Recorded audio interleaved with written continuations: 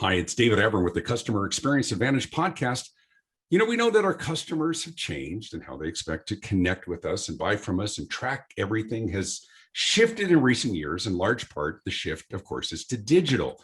But what does digital transformation really look like and what does it mean? Today, I'm speaking with Howard Tiersky.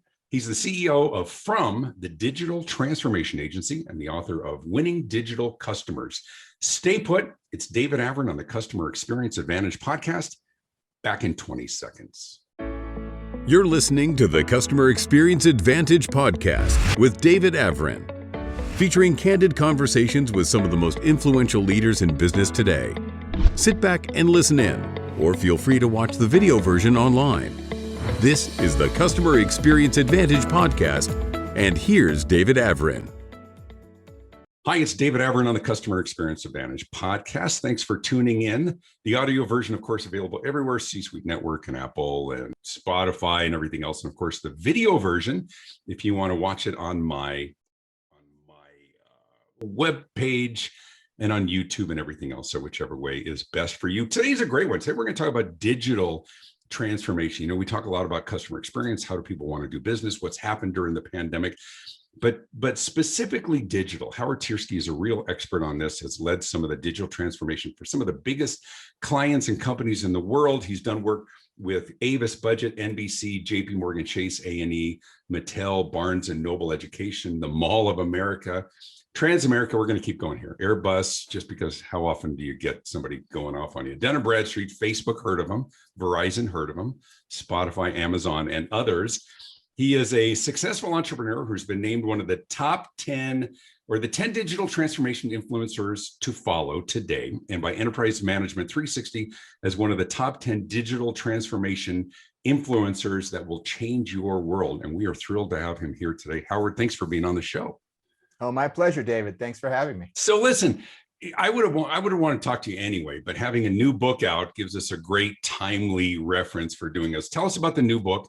Tell us what it covers and why, and then let's delve deeper into digital transformation, what we're seeing in the world, what entrepreneurs and others need to be paying attention to, and who's already falling behind. Yeah, sure. Well, so my book is called Winning Digital Customers, The Antidote to Irrelevance. And really excited that we got onto the Wall Street Journal bestseller list when we launched in January. And, nice. I think... No, keep going. Sorry. Oh, yeah. I'll throw in utterances from time to time, just affirming what it is you say. Cool. And I think part of the reason, frankly, is because the topic is just so much more critical today than it even was before. Yeah. The world is becoming more and more digitally centric, and even more than the world, our customers continue to have digital be more and more central to their lifestyles. And as that happens, of course, their needs change, their desires change, the things they want to buy change, the way they want to buy changes, the way they want to engage in customer service activities change. And those brands that are successful today are those that understand that and have either built their companies that way or have transformed their companies to align with those customer needs. And frankly, the reason part of the title of my book is The Antidote to Irrelevance is that we see a lot of companies that haven't successfully made the leap or haven't made it rapidly enough. And the field is littered with bodies right now. And most brands are looking at that and saying, well, they don't want to be the next Circuit City. They don't want to be the next Toys R Us. They want to be the next HBO. They want to be the next FedEx. They want to be the next Walmart, the next New York Times. Because while we see great legacy brands who are failing to transform, we also see many examples that are succeeding. So we know that it's possible. And my goal in this book, because I've had just a tremendous opportunity over the many years that I've been doing this to work with so many large brands, I've gotten a chance to see like what works and what doesn't work. Believe me, I've been a part of as many failures as successes. None of those brands you mentioned, of course, they were all wildly successful. And you got an MBA every time. But talk to me about digital, because for some people, digital just means, do you have an app? Is it mobile? But you're also talking about content delivery. I mean, give me the broad spectrum of what digital as an overarching category, what does it represent and how does it manifest itself in terms of service, content, and other delivery in business? Sure. Yeah. So, people throw around the word digital in a lot of different ways, but Here's what I think is most important. Today, I would say that the customer today has become what I call a digital customer. Now, what do I mean by that? Not that they've become robots, but that they are living that lifestyle where digital is so core to how they do everything, how they work, how they learn, how they date, how they order their dinner. There's rarely an activity that you're going to do in the course of a day that you're not going to be leveraging digital tools for some purpose. It's that core to the lifestyle that most people are living today. As an aside, I don't know how many have seen that amazing new show with Fran Lebowitz and Martin Scorsese that's on HBO. Oh, yes, great show. Super funny. And Fran Lebowitz is the sort of classic New York columnist and kind of New York figure. And, she in the show talks about the fact that she doesn't have a computer. She doesn't have an iPhone or any kind of mobile device. She types on a typewriter. She doesn't do anything digital. And so they made a whole HBO special about her. That was so interesting and unusual and unique. This is somebody that's not living the digital lifestyle. That's worthy of an entire miniseries. So it's that unusual of a situation because the vast majority of everybody else is living that lifestyle. And so as a company, the most important question isn't so much what does the word digital mean as the fact that this is your customer today. This is the customer. 71% of people sleep with their phone, their mobile phone, their iPhone, their smartphone on the nightstand next to their bed. People look at their phones, exactly. Right. People look at their phones hundreds of times a day, studies show. They've done fun studies where they've asked people, if you had to choose between keeping your mobile phone or giving up thing X, which would you pick? And like 50% of people more than 50% of people said they would work an extra day a year if they have to keep their phone. They give up vacation to keep their phone. And they would give up relationships. I saw studies along the same line. The boyfriend or girlfriend said, yeah, I'll keep the phone. Right. Exactly. So my wife, of course, I'm sure would never say that. But no, of course not. Apparently, a third of people. But Howard, let me ask you a question. So if we know how prevalent this is in our lives, what does it look like those who are lagging, those who are dragging behind? And how does that play out in terms of our preferences in the marketplace? What is somebody losing when they are behind the times, behind the curve, working to catch up to others within their space? What are they losing in that process? Sure. Well, they're losing at the very top, the most fundamental business metrics, which is revenue growth, profit, and valuation of a company, right? And, just as a few examples, I mean, look at Apple stock price. Over the last 5 years, Apple stock price is up almost 500%. Compare that to other, like, for example, someone like Dell, which is less than 100% increase over a 5-year period, which is not terrible, but certainly nothing like the performance you see from a stock, from a company that is so well aligned with the needs of digital customers today. Look at Disney. Disney was able to launch Disney Plus because they're a brand that has very successfully aligned with digital customers' needs. And they were able to scale a streaming platform in 3 months to having a comparable number of subscribers to that of Hulu and 50% as many subscribers. Oh, I'm really sorry about that. No worries. Sorry, let me unplug this phone. If you want to ask me that question again, I can. No, we just keep it going. Listen, this is real life. I would actually be thrilled if a cat walked across your screen right now. So, or a kid walked in and your wife grabbed him and scurried out of the room because we don't have a cat, but my daughter Samantha has 2 guinea pigs. Would you like me to go get one? You know what? That would work. But listen, but that's part of it. Here's a quick aside, and I think it makes it relevant. It's what we're doing now. Right? All of how we're communicating as well. I mean, it's easy to look on it from a macro perspective. You can talk about Apple, you can talk about Disney, but it's also easy for smaller players and micro players within the marketplace to be dismissive and say, well, yeah, and when you've got resources like Apple or Disney, but this is pervasive across every category. It's not just how we're buying, it's how we're communicating right now. I mean, how much has COVID humanized all of us? I love when I see the weathercaster on TV and their kid comes in and grabs their leg and they pick them up and finish the weathercast because they're doing it from home. Our world has transformed, and yet there are smaller players who think that it's elusive for them. Help them understand that it's not. Well, it's certainly not.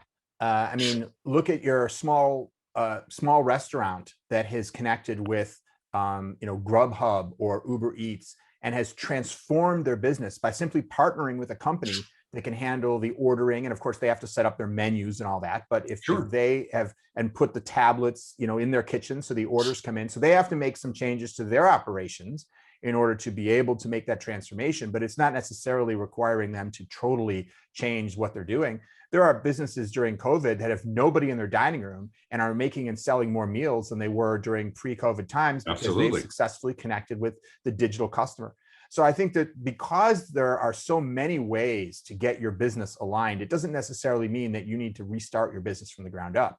But instead, ask yourself, every business is providing some fundamental service, whether it's entertainment, food, footwear, whatever it may be. And those fundamental needs haven't changed, right? People needed those things 200 years ago, and I'm sure they'll need those things 200 years from now. Someone's going to be selling shoes 200 years from now, and they're not going to be digital shoes, right? They're going to be real shoes people need to put on their feet. But the question is, how does the customer want to engage in that interaction today? And even more importantly, what are the points of pain in the other ways in which customers can solve that problem in their life, right? Or traditionally solve the problem, right? That we give you a problem we didn't realize we had until we had discovered a better way of doing it.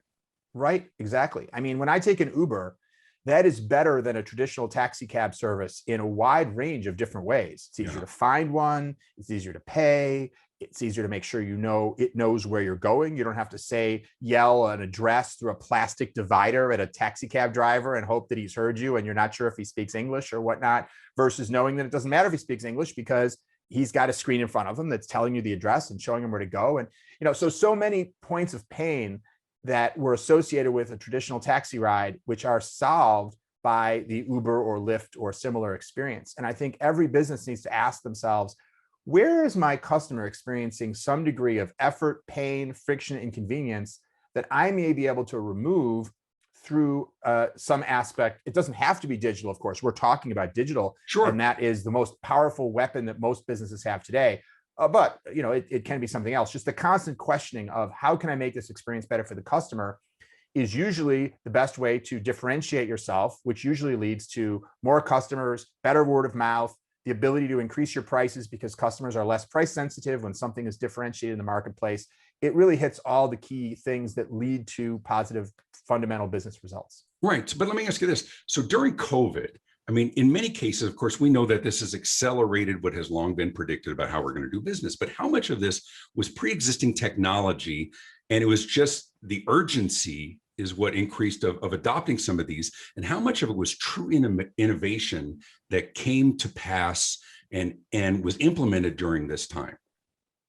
It's almost all the first one because, COVID happened relatively rapidly. So there was limited opportunity to really do, obviously we have innovation like the vaccine, right? But even the vaccine, what really was it? It was a vaccine system. It was a technology for developing vaccines that had been worked on for a decade, which then was mildly adapted to apply to this particular virus. And then, of course, most of the time it took was just testing, right? So I think that just like even what you might think was the most innovative thing really wasn't actually all that innovative, only because it wasn't new. It was amazing. Don't get me wrong. The vaccine is fantastic, but it wasn't new. It was technology that had been being developed. And similarly, I think that the first thing that you said, what most businesses did, those that had invested in digital transformation, those that had modern stacks and agile software development methods, and a flexible business model and structure, were able to use that, even though they probably didn't put those things in place in anticipation of a pandemic. But the structure nevertheless, yes. And that enabled them to say, okay, the world is changing. There's been rapid change. How do we need to leverage what we have? The companies, and look at someone like Modell's or Foot Locker. These are fairly traditional retailers, but that had invested in outstanding digital capabilities around things like their supply chain and their distribution chain. So, for example, in Foot Locker's case, they had to really think differently about inventory. When the stores were closed, instead of sending all the inventory to the stores to be, available for people walking into the stores, they had to think about online orders. Should they keep more back in the warehouses or the fulfillment centers? Some of their stores, for example, in certain geographies, the employees were permitted to go into the stores as long as customers didn't go into the stores. So that inventory could be sold Right. online because an employee in a store could package it up and mail it off. Whereas other stores, the inventory was essentially locked off because the employees weren't allowed in, and other stores customers could go into. So they had to be able to be flexible and say, okay, we've got different situations in different stores in different states. And how do we make the most of the inventory we've got coming in and these customers who need shoes? We want to make sure we continue to serve the customer even though the situation is changing. And so I think most of the success we saw around coronavirus was people who were leveraging pre-existing investments in technology, infrastructure, and processes, which then they were able to rapidly adapt. Well, and from another perspective, or dovetailing on that, it was also in partnering in a synergistic way with others who already had that. I mean, I get my groceries delivered. I would never have done that before, but I didn't create an infrastructure. I just tapped an existing infrastructure and adopted something and used their infrastructure. It's the same thing. My daughter, my middle daughter, was at college at Northern Arizona, very deathly ill from COVID. It was just petrifying as a father. But I was able to get everything delivered to her every day, all day. Food her roommates ate anyway because she couldn't smell or taste it. But everything there. I mean, we used to have to. I remember when we would order flowers, right? And we'd have to order by 10 a.m. if we wanted same day delivery, because organizations had to decide whether or not there was sufficient demand to justify an internal delivery infrastructure, right? What I saw during COVID, and I would love your thoughts on this, is realizing we don't have to develop that. It exists. We just need to partner with it. So even a digital transformation, or at least a digital evolution within some organizations, is just partnering with others who already have created the infrastructure to make it happen. Yeah, I think that is a huge part of a lot of the success that we see. It doesn't mean it doesn't require any modification on the part of that organization. Absolutely. Because that partnership very often does require that. But let me give you an example of something I was involved in. I've worked for many, many years with the Tony Robbins organization. And one of the things that Tony does, of course, is historically has huge events, often we were doing events at like giant stadiums with 15,000 people before COVID. And all of a sudden COVID hits and, it's all illegal, right? And so what do you do? And what Tony, he was of course a visionary and a tremendous business person. He switched his whole model to Zoom. And we have been now running events with more people than ever, 20, 30, 40, 50,000 people, I think, has some of the events have had or more, all using Zoom. Now, figuring out how to have a 4-day, 12-hour-a-day immersive Tony Robbins event on Zoom wasn't just about partnering with Zoom.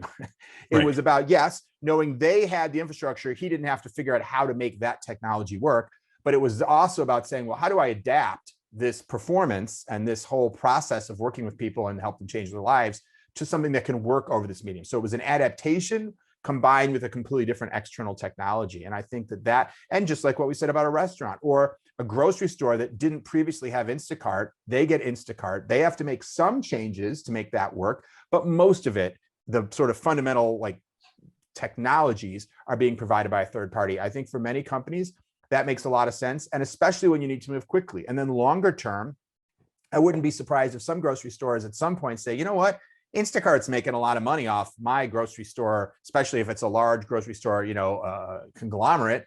We should be moving towards our own system and not Instacart, because at a certain point you start to go, I could be getting a bigger portion of these dollars. But if you're trying to move quickly, sometimes it's better to get the capability in place for your customer, accept that someone else is going to make some of the money, and then over time decide if you want to sort of take it internal, so to speak.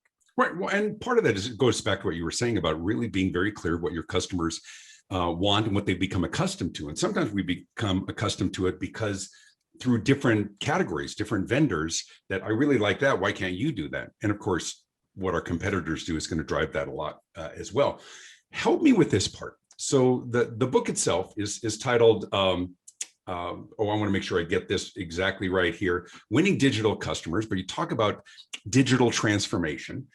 Help me demystify that, because the whole concept of transformation, I think, is daunting. I think maybe in some cases it's almost paralyzing for smaller companies and organizations. Do we have the bandwidth to transform, right? Especially coming off a tough year where some organizations are just looking at survival. We don't have the bandwidth for transformation. Help demystify what transformation looks like within a digital world. Sure. Well, the way I look at digital transformation is in two layers. The outer layer is the digital transformation of the world and your customer. As I said earlier, everybody living that lifestyle with digital at the center. There's nothing you're going to do about that. The world is changing. So when we talk about digital transformation at a company, it's very simple. It's, are you changing your business operations and your customer experience to keep up with the change in the world? That's it. That's what it is. Now, you're right. It can seem daunting because one of the first steps of digital transformation is to get clear on, where are we now? Where are we disappointing our customers? Where are there opportunities to improve? And how do we compare to our competitors and industry best practices? So getting clear on where you are, and then asking the question, if we were building this whole thing from scratch, if Amazon were to rebuild our company from scratch, or another, real digitally native company, what would it look like? What would be the optimal way for our business to operate if we had a magic wand that could change anything we wanted? And when you look at the distinction between where you are and where you would be optimally, it can be a dauntingly large difference. Oh my God, how would I ever get from here to there? And by the way, some people say, I'm going to get my resume together and I'm going to leave working for Chevron and I'm going to go work for a startup because I don't want to have the effort of shifting a giant battleship to something else. I'm just going to go into that world. And so that's a viable alternative for an individual career. But obviously it's not an option for a company, right? The company says, well, we're this giant company. We have shareholders, we have assets. We need to either figure out how to make this company into what it needs to be to succeed, or become the next Kodak, become the next Blockbuster. And is it giant and daunting? Yes, but it's a life or death matter. So absolutely, it's not really, because the bottom line is, change is costly, change is risky, change is painful. Transformation is just really big change. So avoid it if you can avoid it, right? Don't do it. From a business perspective, you'd be crazy to transform if you didn't either have to, or you weren't pursuing some massive upside. But the reality is, given the speed of change in the world, which was already changing rapidly before COVID in this direction, and now is accelerated however many fold you want to measure that, there's really no alternative. Unless you're maybe one of those, unless you want to be the Fran Lebowitz of business, unless you want to be, you're a margarita shack on a beach in Antigua, and you're just like this little quaint place and you don't go digital, fine. 0.01% of businesses can get away with being retro, but other than that, it's not a model you want to emulate. I mean, no, well, but it comes down to the whole idea of the ramifications of stagnation is, as you put it, irrelevance. Yes. Right. It's not even just those who are not dynamic. I guess in yesteryear, you could be fine. You could be a middle player. Today you are truly being left behind. But let's go back to the whole idea of transformation, because it's a lot easier to start something than to change something. Right. But we're on the same page in terms of if you were going to start your company over again. Right. Because newer players in the marketplace who have the benefit of the broad learning don't have the constraints that most other companies have. So it's easier to do that. But to go in there when you've got legacy systems and people and leases and technology and infrastructure, it is a daunting prospect, isn't it? You're absolutely right. But I want to put an asterisk on what you just said. Please. There's no question that you're right. It's easier to start something than change something. But that doesn't mean it's easier to be successful starting something new than it is to be successful changing something. Right. Because it can be discouraging when you're a big company and you look around and you see so much success from Google and Facebook and Netflix and Uber and all these what seem to be these pure digital companies. And you say, gosh, they have it so much easier.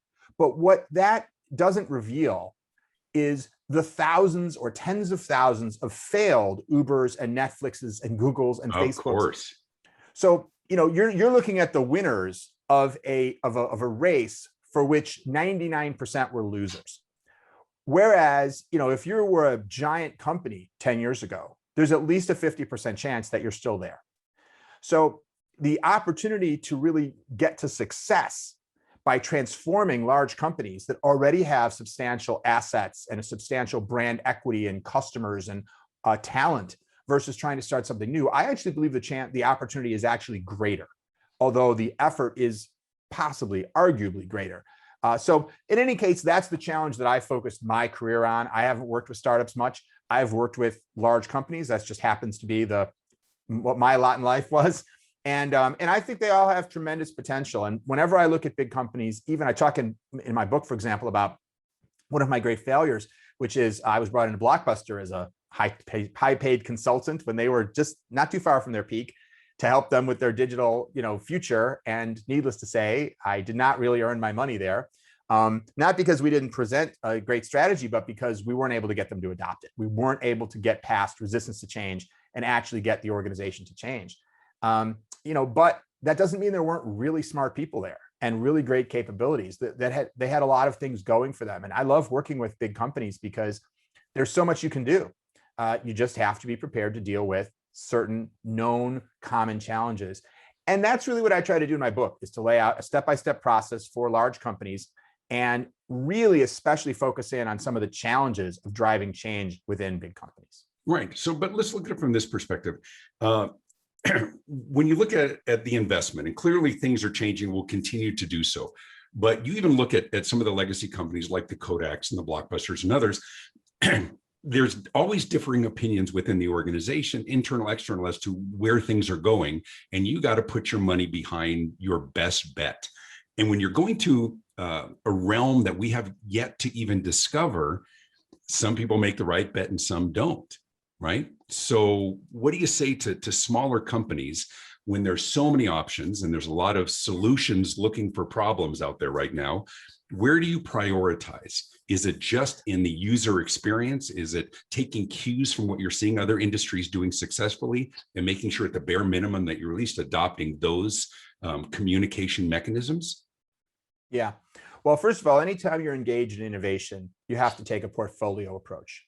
Because no matter how good your process, you can never guarantee that it's kind of like, let's say you're the best salesperson in the world. Can you guarantee that the next person that walks into the car dealership, you will sell them a car? No. No matter, it could be the UPS guy, right? Delivering the mail. I mean, then you cannot guarantee that any one person, but if you're the best car salesman in the world, and 100 people come in, are you going to sell a lot more of them than the next guy? Yes, absolutely. So with innovation, you have to say, right, we need to have a process, a funnel, where we say, start at the top and understand what are the customer's greatest points of pain. Because I can give you 100 examples. Most great successful innovations solved a pre-existing point of customer pain. Sure. If you're not doing that, my daughter recently came home with a product she bought at Five Below, the store Five Below. Yeah. So, and I think this thing was $5. And what was it? It was a Bluetooth speaker for the shower with a scrub brush on it. So it's sort of like a combination scrub brush and Bluetooth speaker.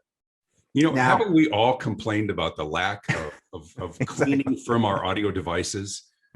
Right. There's got to be a better way. Right. Stop the madness, right? I'm serious.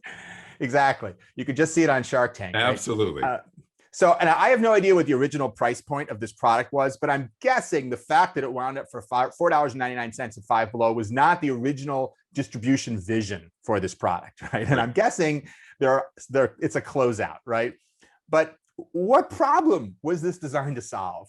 I'm not familiar, and maybe there's a customer segment that I don't know that has this problem, but I'm guessing somebody just thought it would be cool. And these types of things rarely succeed. But when you start at the top, focusing on real points of customer dissatisfaction or pain or inconvenience, and then you create hypotheses for things that might solve that. And then, we follow and we talk in the book about a process that's based in design thinking. We call it design thinking 2.0, which is, I'm sure you're familiar, it's hypothesis testing. It's customer empathy, coming up with ideas, and then using research to test prototypes so that you're not spending all the money to bring a product to market only to discover that, turns out nobody wanted it. Or turns out somebody wanted something like that, but your product is just a little too big or a little too whatever. But to really figure out what's going to work and not work. So instead of trying to figure out what's the silver bullet and let's do that, let's understand all the points of customer pain. Let's come up with a lot of ideas. Let's test a variety of things. And then you'll figure out which ones are the winners. And when you use that kind of an iterative process, you don't wind up going into a casino and putting $1 million on, 26 or whatever your lucky number is, and just hoping the wheel lands on that number, because it's probably not going to. But instead, spreading your chips out, and I don't recommend roulette in general. So my metaphor has probably run its course. But having a portfolio is going to make it a lot more likely for you to be successful. Yeah, no, I love the process. I think that's a great takeaway. Once again, we're talking to Howard Tiersky, author of Winning Digital Customers. That's a great process because there, we know there's so many people who think they have created the cure for cancer that tastes like chocolate, only to find out that it's a solution looking for a problem. I was watching TV and there's this product called Fit. It's a vegetable spray. You're supposed to spray it on your vegetables to get them cleaner, because apparently we're not cleaning them well in our sink. Mm-hmm. Not buying it. Like literally or figuratively, there's a solution looking for a problem. And we see that, especially there's such a mindset around innovation, which is wonderful in the long term, but the landscape is littered with the bodies, metaphorically, of those who had, for some reason, and oftentimes it's the basic value proposition, there isn't a sufficient market. And as you had referenced, Shark Tank, and I know that Kevin O'Leary gave you a nice endorsement for the book as well, that the market has to demonstrate sufficient need before other people are going to get behind it. So let's wrap up real quickly on the digital transformation. I appreciate your time here today. Give me your best crystal ball. A lot of people prognosticate wrong. A lot of people put their chips in for something that doesn't happen. You've really been on the front lines of helping organizations make this digital transformation, anticipate not only the current needs, but the future needs. And we know we're not going 10 years out anymore. Now we're going 2, 3, 4 years out. Give me your crystal ball for 2, 3, 4 years out. What is the world going to look like? What do companies need to start doing now to prepare for this ongoing transformation and adoption of technology? Well, I think the first thing I would say is, to the degree that I've been successful at helping companies transform, it's actually never been because I could predict the future any better than anybody else. I didn't know if Second Life was going to be a boom or a bust, and I can't tell you whether Clubhouse is going to, overtake Facebook or fizzle out and be gone in a year. I have absolutely no idea. Nor do I really know which technologies are. I mean, I think we can see some trends. I think we can assume that artificial intelligence and machine learning is going to keep getting smarter. I think we can expect that 5G and broadband and zero latency computing and edge computing are going to become more and more important. Things are going to continue to move more and more to the cloud. Even higher percentage of people will be walking around with mobile devices everywhere around the world. I think these are easy trends to simply say this is what's happening, and lacking some giant thing that changes, these things are going to continue. But honestly, I think that most of the opportunity that companies are not finding and not taking advantage of is not for lack of some technology that we're going to have a year from now that we don't have today. I think it's really, when I work with companies, it's always about understanding where those points of pain are and coming up with ideas to do a better job of solving them. And 99 times out of 100, the way that we're doing it that's new this year could have been done last year, could have been done the year before. It's not because only finally do we have a technology. So I think that, it's always nice to know what the future will bring. But honestly, I think that the future is more and more of the companies that succeed are going to be those that appeal to people living a digital lifestyle, and they provide a digitally elegant experience. And it's the understanding that that doesn't just mean your apps and your websites. An example I love is what Taco Bell is doing. I don't know if you've seen this, but they're starting to change their quick service restaurants so that they have 2 drive-through windows. One, which is the traditional drive-through window where you go and you order, but the other is only for people who've already ordered on the app and have received a message that it's ready. So it's obvious, right? Now you're not waiting in line behind someone asking, well, what's the difference between a tostada and a taquito or whatever? Right. You're just picking up your food, and you can get to that indigestion even faster. So, I think that that's a great example of adapting a business. In this case, couldn't be more bricks and mortar. They're literally having to carve a new window out of the brick in their restaurant to adapt to the digital lifestyle. And I think that the brands that are going to be successful are those, and that's simple things like order online, pick up at the curb, or pick up in the store. But continue to multiply that out by things, whether that's helping people understand the fit of a garment by looking at something online rather than having to go in and try it on, and on and on, right? And it comes through research. And the way in which we've figured out what will work, what will be an innovation that will work in the marketplace, is simply through tactics that involve engaging with customers and prospective customers in structured ways that give us the insight that we need, not by asking them, what should we do? Because they usually don't know, but by observing them and asking the right questions to gain insight into their needs. And in the book, I also go into a lot of those techniques. Like, how do you do that effectively? Because customer research can be done in a way that leads you to the wrong conclusions. It's like any kind of science. Like, I was terrible in like chemistry lab because my stuff would always like not come to I wasn't careful. I wasn't following the right process because I was just so excited with the chemicals and the Bunsen burners. I didn't want to measure everything so precisely, So back then I didn't follow the right process, and usually I didn't get the meaningful result. But I had a good time. Picked up girls in the chemistry lab. There you go. But don't tell my wife. But now, there are processes that will yield you a predictable, meaningful, accurate result if you follow them. And what I've tried to do in the book is also lay out in great detail. And also there's all kinds of supplemental materials that come with the book too, to really help companies and individuals that are trying to figure out, how can I study my customer to understand them as precisely as possible? Because that, rather than understanding some future trend, is actually the most valuable way to lead to success. Talking to Howard Tiersky, author of Winning Digital Customers. If people want to find the book, where do they find it? Well, you can go to winningdigitalcustomers.com, and there are links to all the various Amazon, Barnes & Noble, Apple Books type pages. And you can also download the first chapter for free if you'd like to do that. Very cool. And if they want to get in touch with you and your agency, how do they do that? Sure. So the URL for my agency's website is from.digital.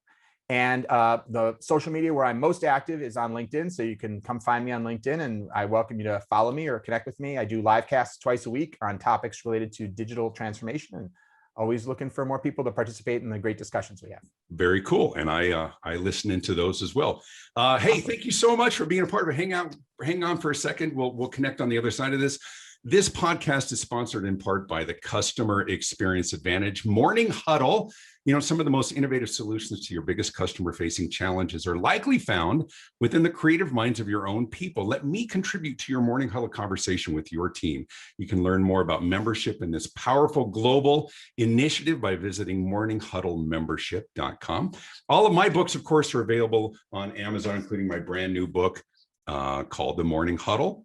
Powerful customer experience conversations to wake you up, shake you up, and win more business. Be sure to click to like this podcast. Also subscribe to Howard's podcast as well. Subscribe, leave your comments below, and click the little bell icon to receive notifications of new episodes. You can learn more about my keynote speaking and my consulting at davidavrin.com. Thanks for tuning in. This is the Customer Experience Advantage podcast. Check out past episodes, leave a comment. Big thanks to my guest, Howard Tiersky. I'm David Avrin. Be good. This has been the Customer Experience Advantage podcast with David Avrin. Feel free to leave a comment and be sure to hit the thumbs up button. You can listen to past episodes and be notified of future ones by subscribing on your favorite podcast platform. David's popular marketing and customer experience books are available in print, as well as Kindle and audiobook, and published in multiple languages around the world. You can stay connected and learn more at davidavrin.com. Thanks for tuning in.